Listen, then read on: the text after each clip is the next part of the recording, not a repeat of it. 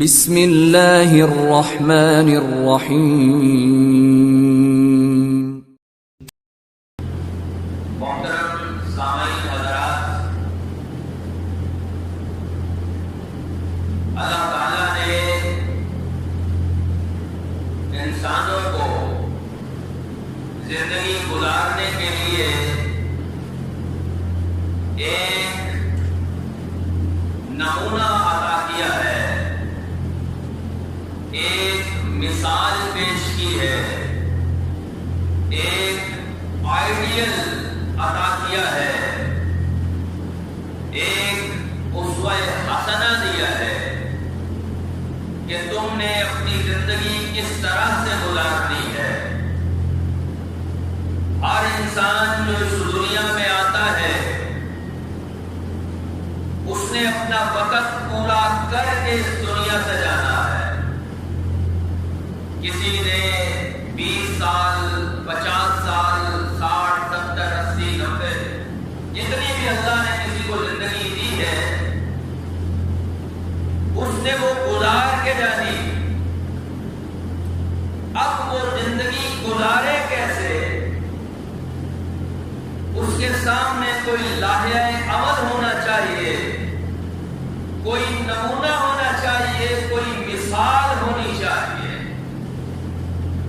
کیا وہ زندگی گزارے جس طرح اس کے والد نے زندگی گزاری، اس کی والدہ نے گزاری، ان کے گاؤں کے کسی سردار نے گزاری، اس کے ملک کے کسی بادشاہ نے گزاری؟ کس طرح زندگی گزارے؟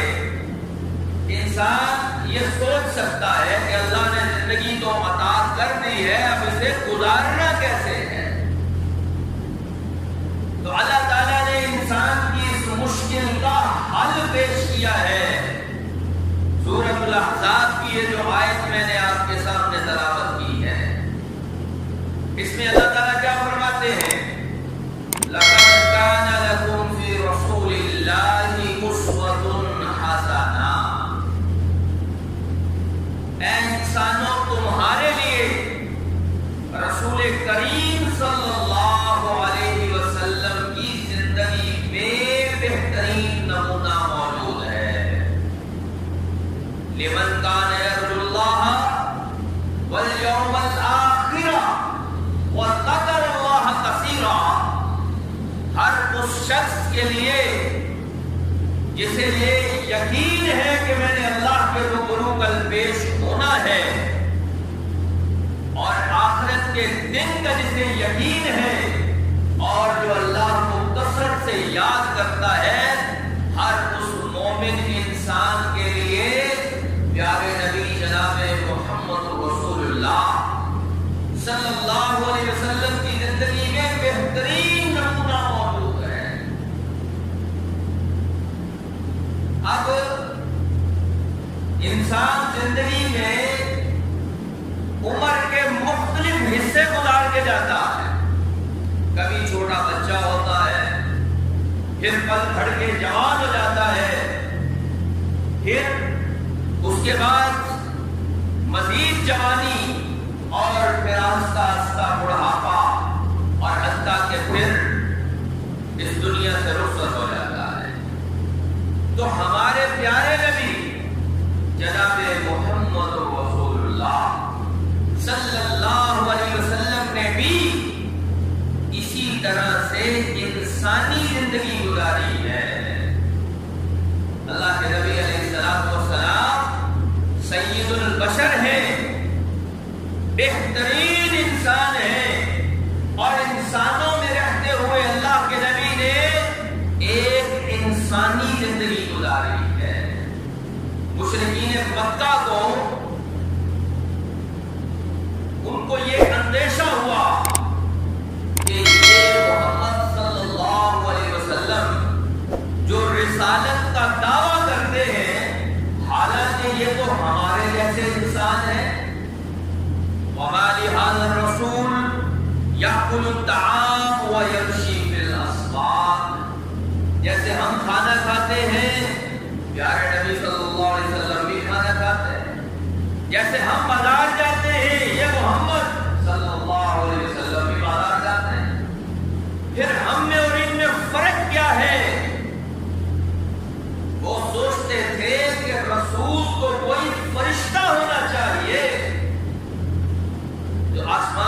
اوپر چڑھ جائے، سیڑھی لگائے، آسمان کی طرف چلا جائے۔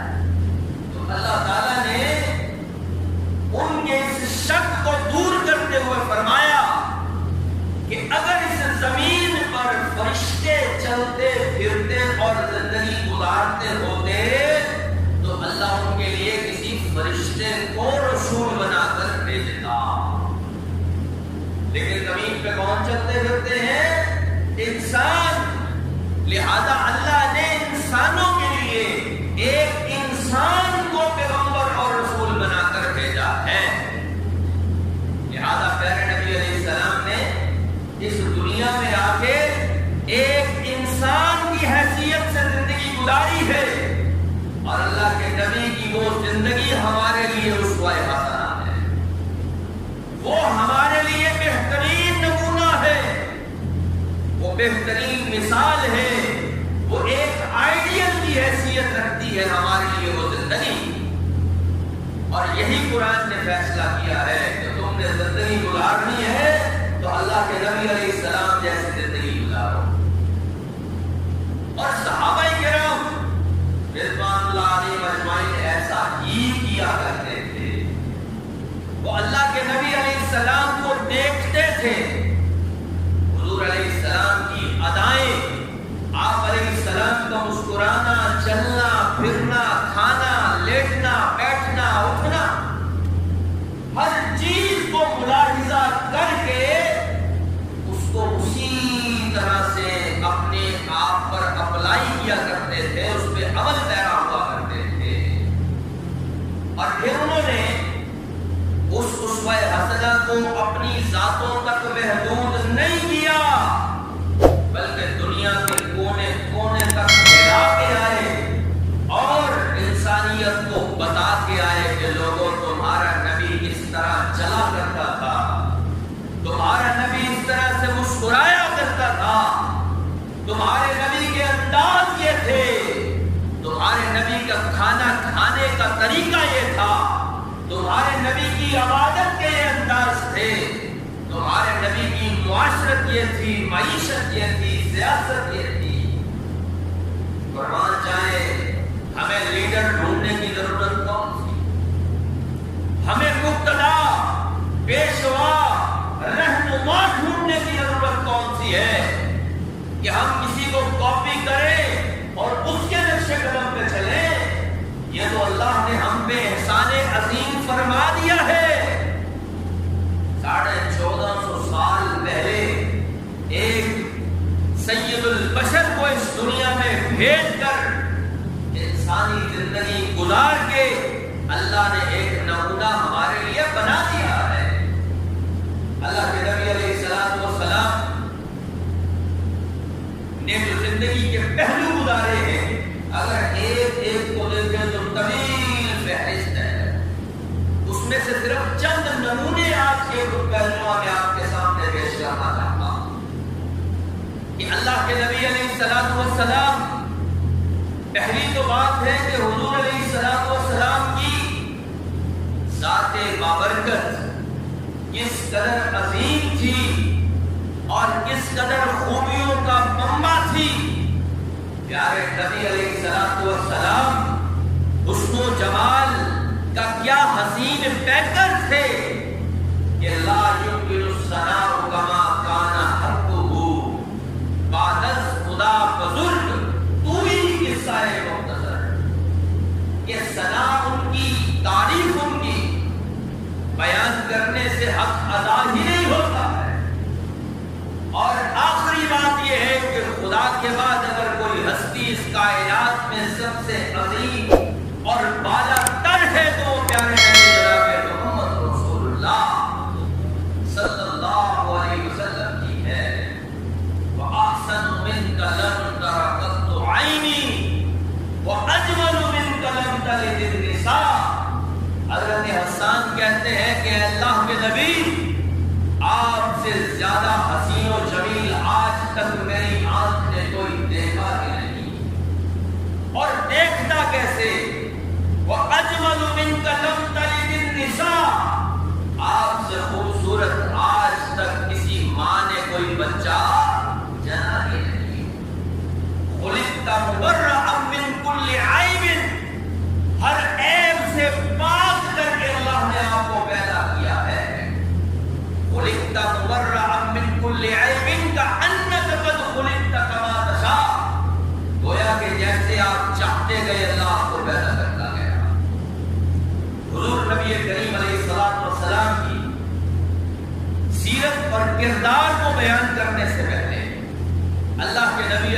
अलैहिस्सलाम के हुस्न व जमाल और आप अलैहिस्सलाम की ज़ात की बरकतों का जिक्र करना बहुत जरूरी है कि प्यारे नबी अलैहिस्सलाम का वजूद एक बाबरकत वजूद था कि जो इस दुनिया में आया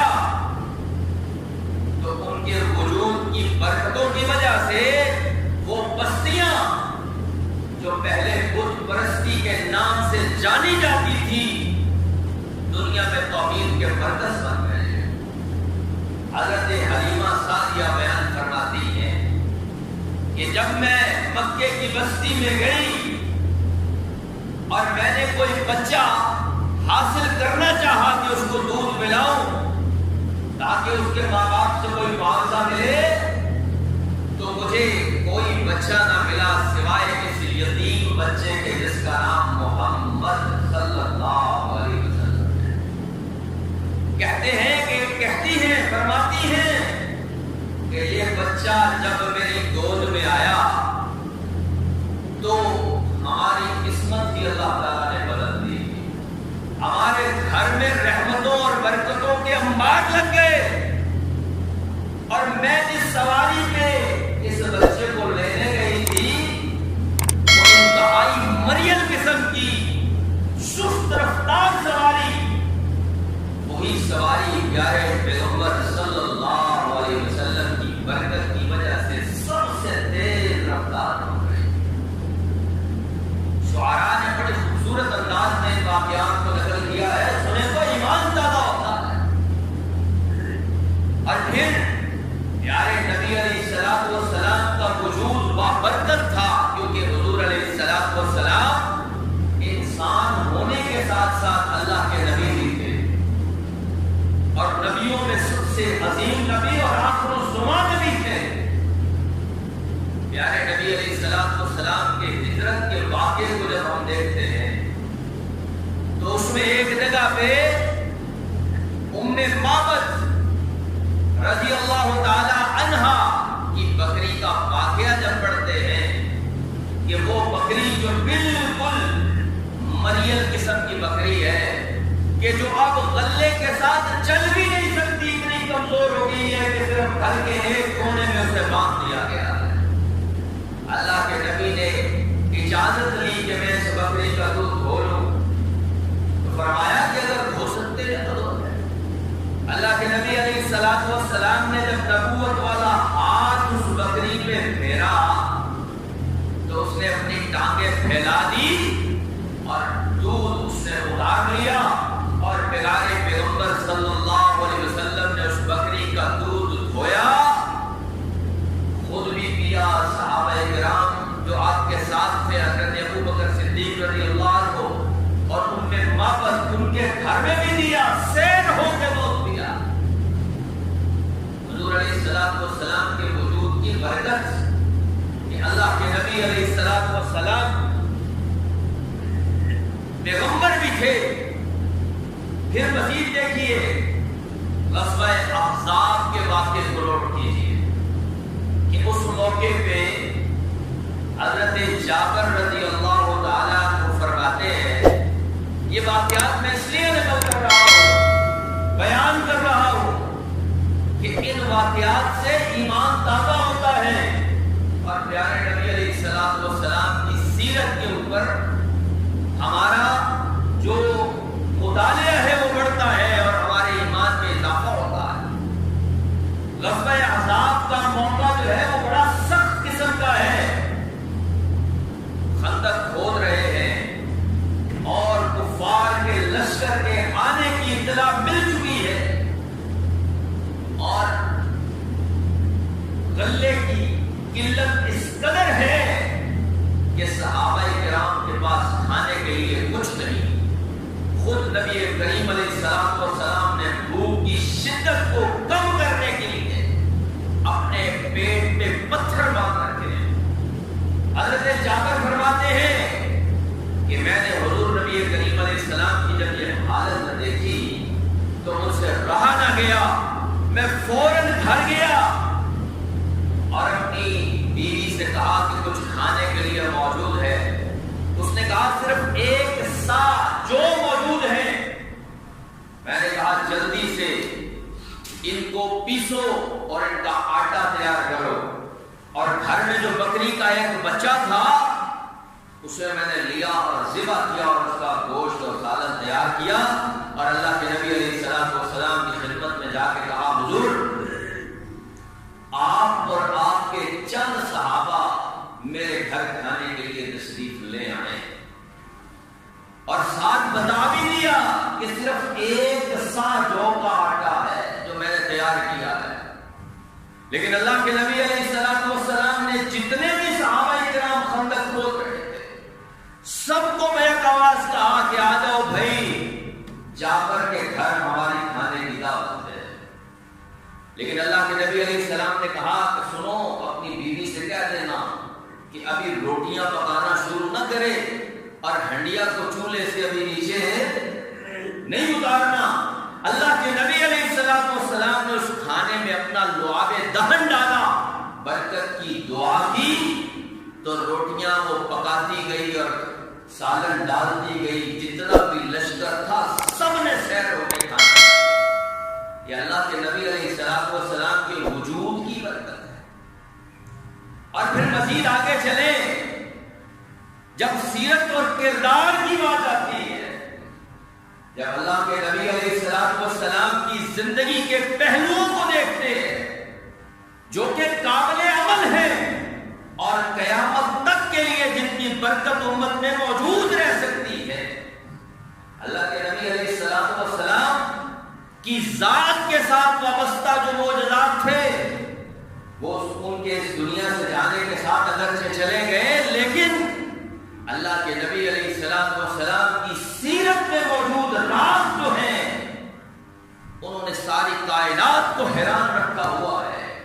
ایک ایک اللہ کے نبی علیہ السلام کا ارشاد مبارک امت کے لیے مشعل راہ ہے، تو لہذا اب سیرت اور کردار کو دیکھنے کی ضرورت ہے۔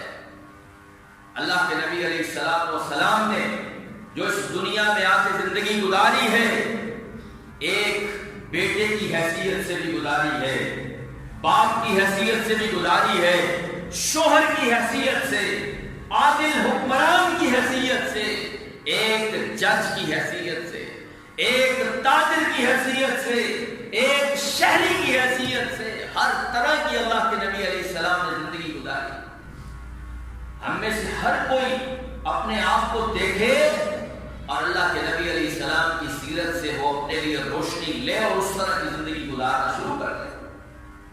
آپ علیہ السلام کی عفو و درگزر، آپ کے حلم، آپ کی نرمی، اس چیز کو اگر انسان دیکھے تو گرویدہ ہو جاتا ہے کہ حضور نبی کریم علیہ السلام کے اندر نرمی کس طرح سے کوٹ کوٹ کے بھری ہوئی تھی، حلم کا پیکر تھے، عفو درگزر کا مینار تھے ہمارے پیارے نبی علیہ السلام۔ حضرت انس رضی اللہ تعالیٰ عنہ کا وہ بیان آب زر سے لکھنے کے قابل ہے اور ساری امت کے لیے وہ روشن دلیل ہے۔ حضرت انس رضی اللہ تعالیٰ عنہ بیان فرماتے ہیں کہ میں نے پیارے نبی علیہ السلام کی 10 سال تک خدمت کی۔ حضور علیہ السلام کے ہاتھ، آپ کی ہتھیلیاں ریشم سے زیادہ نرم تھی، اللہ کے نبی علیہ السلام کا پسینہ کستوری سے زیادہ خوشبودار تھا، اور کہتے ہیں کہ ان 10 سالوں میں جو میں نے حضور کے ساتھ گزارے، ایک مرتبہ بھی ایسا موقع نہیں آیا کہ اللہ کے نبی علیہ السلام نے مجھے ڈانٹا ہو اور حکم دیا ہو، جھڑکا ہو کہ اے انس یہ کام تو نے کیوں نہیں کیا۔ اور کبھی پوری ان 10 سالوں کی زندگی میں ایک مرتبہ بھی ایسا موقع نہیں آیا کہ حضور نے کہا ہو کہ اے انس یہ کام کیوں کر دیا تم نے۔ آج دیکھیں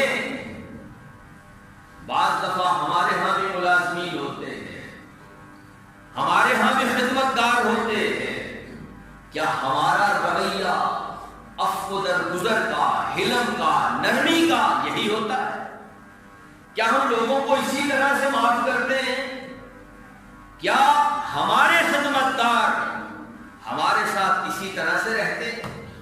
حضرت زید رضی اللہ تعالیٰ عنہ جو کہ نبی علیہ الصلوۃ والسلام کے آزاد کردہ غلام اور آپ کے منہ بولے بیٹے ہیں، حضرت خدیجہ رضی اللہ تعالی عنہا کی طرف سے آپ کو ملے تھے۔ ان کے والدین کو جب پتہ لگا کہ ہمارا بچہ ایک شخص مکے کا محمد صلی اللہ علیہ وسلم اس کے پاس ہے، لینے کے لیے آ گئے کہ ہمارا بیٹا ہمیں دے دیا جائے۔ اب حضرت زید رضی اللہ تعالیٰ عنہ اس کے ساتھ رہے تھے، جناب محمد رسول اللہ صلی اللہ علیہ وسلم کا ساتھ انہیں ملا تھا۔ ہمارے ساتھ کو کوئی 2 دن رہ جائے تو پناہ مانگتا ہے کہ اللہ کرے دوبارہ اس آدمی کا ساتھ مجھے نصیب نہ ہو۔ اب حضور علیہ السلام نے ان کے ماں باپ کو کہا کہ یہ زید، اسے میں نے آزاد کر کے اپنا منہ بولا بیٹا بنا لیا ہے، اگر تم اسے اپنے ساتھ لے جانا چاہتے ہو تو میں روکوں گا نہیں، لیکن اگر میرے پاس خوشی سے رہنا چاہے تو اس کی مرضی ہے۔ حضرات اندازہ کیجیے، حضرت زید رضی اللہ تعالیٰ عنہ نے محمد رسول اللہ صلی اللہ علیہ وسلم کے ساتھ رہنا پسند کیا اور اپنے ماں باپ کے ساتھ جانا پسند نہ کیا۔ ماں باپ سے فطری محبت ہوتی ہے انسان کو، اولاد جانوروں کو بھی پیاری ہوتی ہے، آپ نے دیکھا ہے، اور اولاد کو ماں باپ پیارے لگتے ہیں، لیکن یہاں انداز ہی اور ہے، ماں باپ سے بھی زیادہ محبت کرنے والے جناب محمد رسول اللہ صلی اللہ علیہ وسلم ہے۔ تو اللہ کے نبی کا جسے ساتھ مل جاتا ہے وہ کبھی چھوڑتا ہے حضور کا ساتھ؟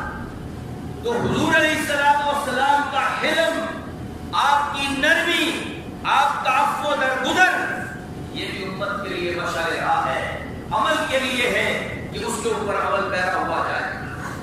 اور پھر دیکھیے کہ حضور علیہ السلام کا ساتھ تو اگر حضور کے دشمنوں کو بھی مل جاتا، چاہے تھوڑی دیر کا ہے، وہ بھی حضور کے گرویدہ ہو جایا کرتے تھے۔ آپ علیہ السلام کے مشتاق ہو جایا کرتے تھے، آپ سے محبت انہیں ہو جایا کرتی تھی۔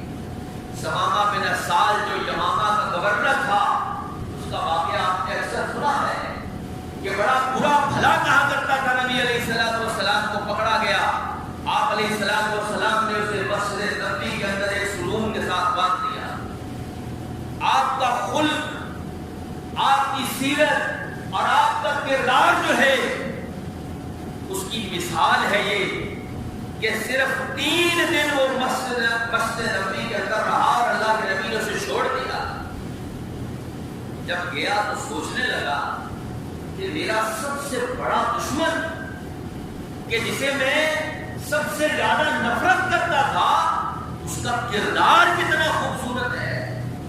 یہی چیز اس کے دل میں بیٹھ گئی۔ دوبارہ آ کے نبی علیہ السلام کے دشمنوں کی لسٹ سے نکل کے نبی علیہ السلام کے جانثاروں کے نام لکھوا گیا۔ یہ تھی حضور کی سیرت، حضور کا کردار، اللہ کے نبی علیہ السلام کا حلم۔ ہم تو کسی کی ایک ادنا سی بات کو برداشت نہیں کرتے، ہمارے دشمن تو دور، ہمارے اپنے بھی ہم سے خفا ہے، کوئی ہمارا ساتھ چاہتا ہی نہیں ہے، اتنی ہمارے اندر سختی ہے، اتنا ہمارے اندر کڑواہٹ ہے۔ یہ علم، یہ نرمی پیارے نبی علیہ السلام کی سیرت اور کردار سے ہمیں ملتی ہے، جس کو اپنا کے ہم بہترین امتی بن سکتے ہیں۔ واقعات کی لائن لگی ہوئی ہے، فتح مکہ کو دیکھ لیں، کیا معاف کرنے والے تھے وہ لوگ؟ سوچے ذرا، فتح مکہ کے جو لوگ تھے کیا ان کی بھی معافی بنتی تھی؟ کس قدر ظلم نہ ڈھائے تھے ان لوگوں نے مکے میں رہتے ہوئے بھی، اور جب مدینہ ہجرت کر گئے نبی علیہ السلام اور صحابہ کرام پھر بھی لڑنے کے لیے آتے رہے۔ لیکن حضور نبی کریم علیہ السلام کی صفت رحمت کو دیکھیے، حضور علیہ السلام کی عفو درگزر اور حلم اور نرمی کو دیکھیے۔ کہا جاؤ لا تثریب علیکم اليوم، کوئی مواخذہ نہیں تم پہ، جس طرح حضرت یوسف نے اپنے بھائیوں کو معاف کر دیا، جاؤ مکے کے لوگوں آج میں نے بھی تمہیں معاف کر دیا۔ ابو سفیان جو کبھی بڑے دشمن ہوا کرتے تھے مسلمانوں کے، غزوہ بدر کی وجہ بنے، غزوہ احد میں سردار بن گیا ہے، ان کے گھر کو امن کا گہوارہ بنا دیا نبی علیہ السلام نے۔ دنیا کو مثال پیش کر کے دے دی کہ دیکھو مسلمانوں کا لیڈر ایسا ہوتا ہے، مسلمانوں کے رہنما ایسے ہوا کرتے ہیں کہ جن کی نرمی اور حلم کی دنیا مثالیں پیش کرے گی۔ اور پھر دیکھیے اللہ کے نبی علیہ السلام صرف انسانوں ہی نہیں جانوروں کے اوپر بھی نرمی کرنے والے۔ کئی مرتبہ حضور علیہ السلام نے جانوروں کو دیکھ کر ان کے مالکوں کو سرزنش کی اور انہیں حکم دیا کہ ان جانوروں سے کام زیادہ لیتے ہو، کھانے کے لیے کم دیتے ہو۔ ایک گدھے کو دیکھ کے اس کے اوپر جس آدمی نے تشدد کیا اس کے جسم کو گرم لوہے سے داغا، اللہ کے نبی علیہ السلام نے لعنت فرمائی کہ ایسے شخص کے لیے نہ۔ ہمارے پیارے نبی علیہ السلام کی سیرت اور کردار کے موتی ہیں جو میں آپ کے سامنے بکھیر رہا ہوں، اسے ہمیں اپنی جھولیوں میں ڈال کے اس کے اوپر عمل کرنے کی ضرورت ہے۔ اللہ کے نبی علیہ السلام کا ساتھ تو ایک لکڑی کے بے جان ستون کو جب حاصل تھا تو وہ بھی شاداں اور فرحاں تھا، خوش تھا۔ حضور نبی کریم علیہ السلام لکڑی کے ایک ستون کے ساتھ کھڑے ہو کے خطبہ ارشاد فرمایا کرتے تھے۔ پھر ایک عورت نے مسجد میں یہ ممبر رکھ دیا، اللہ کے نبی علیہ السلام ممبر رسول پہ کھڑے ہو کے خطبہ دینے لگے، اس ستون کو ہٹا دیا گیا تو صحابہ کرام کے بیان کے مطابق اس ستون سے ایسے آوازیں آتی تھی جیسے کسی کے رونے کی آوازیں آتی۔ اللہ کے نبی علیہ السلام کے ساتھ سے جو دوری ان سے ہوئی اس کی وجہ سے وہ ستون بھی پریشان۔ آپ علیہ السلام کی سیرت اور کردار دیکھیے۔ آج ہمارے پاس کوئی آدمی چل کے آئے کہ مجھے کسی سے انصاف دلا دو، میرا حق دلا دو، میرے ساتھ چلو، تو ہمیں اس آدمی کی عزت مار جاتی ہے۔ بعض اوقات ہمیں یہ چیز آڑے آ جاتی ہے کہ نہیں یہ تو بڑا چودھری قسم کا بندہ ہے، مجھے اس سے کل کام نہیں پڑ سکتا، میں اس غریب کی حمایت میں کیوں جاؤں اس کے پاس؟ کیا وجہ ہے؟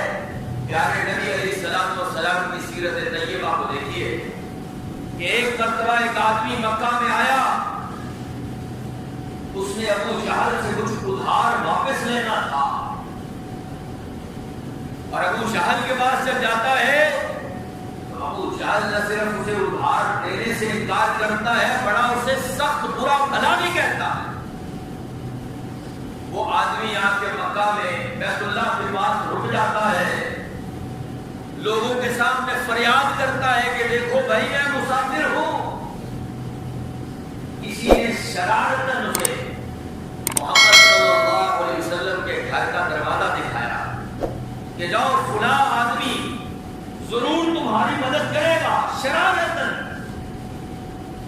وہ آدمی گیا اور اس نے نبی علیہ السلام کے گھر کا دروازہ کھٹکھٹایا اور اپنی داد رسی پیش کی کہ میں مسافر آدمی ہوں، آپ کے شہر کا ایک آدمی، اس سے میں نے ادھار لینا ہے، آپ میری مدد کے لیے چلیے۔ اللہ کے نبی علیہ السلام اس کے ساتھ چل پڑتے ہیں۔ یہ نہیں دیکھتے کہ ابو جہل کتنا طاقتور ہے، یہ نہیں دیکھتے کہ ابو جہل تو مکے کا سردار ہے، یہ نہیں سوچتے کہ یہ تو مسافر ہے، اس کی خدمت کرنے سے مجھے کیا ملے گا، میں تو اس کی مدد کروں جو میرے جانتا ہو پہچانتا ہو۔ اللہ کے نبی علیہ السلام نہ صرف اس آدمی کے ساتھ گئے بلکہ بڑے روبدار انداز کے ساتھ حضور نے ابو جہل سے کہا کہ اس کے پیسے کیوں نہیں دیتے، اور حضور نبی علیہ السلام کا ایک روب حضور کی ذات بابرکت کا کہ ابو جہل فوراً اپنے گھر میں جاتا ہے اور جا کے اس آدمی کی قیمت لا کے اسے ادا کرتا ہے۔ ہمارے پیغمبر صلی اللہ علیہ وسلم کی سیرت اور کردار کے کیا کہنے. اور دیکھیے آج رہنما آپ کو بڑے ملیں گے, بزرگ آپ کو بڑے ملیں گے. بعض اوقات لوگ کسی کو اپنا بزرگ مانتے ہیں, پیر مانتے ہیں, اپنا رہنما اور پیشوا مان کے اس کے پیچھے چلتے ہیں. یہاں پیارے نبی جناب محمد رسول اللہ صلی اللہ علیہ وسلم کو اگر آپ ایک بزرگ اور پیر کی حیثیت میں دیکھ لیں, اللہ کے نبی علیہ السلام کی ذات اقدس کے وہ کمالات ہیں جو دنیا میں کسی کے حصے میں نہیں آئے ہیں. عبد الرحمن ابن عوف رضی اللہ تعالیٰ عنہ آتے ہیں, اللہ کے نبی دعا کر دیجئے. حضور علیہ السلام ان کے کاروبار میں برکت کے لیے دعا فرماتے ہیں.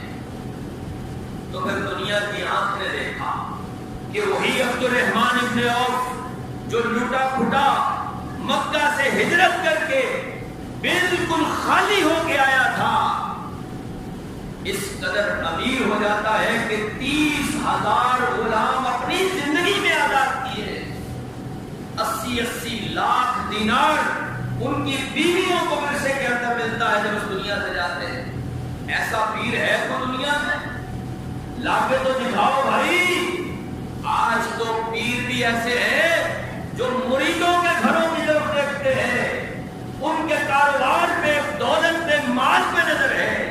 یہاں پیارے نبی علیہ السلام اگر پیر کی حیثیت سے ہے تو ابو ہریرہ رضی اللہ تعالیٰ عنہ اپنا دکھڑا آ کے بیان کرتے ہیں, اللہ کے نبی میری والدہ اس کے لیے دعا کرے کہ اللہ اسے ہدایت دے دے, اسلام کی توفیق دے دے.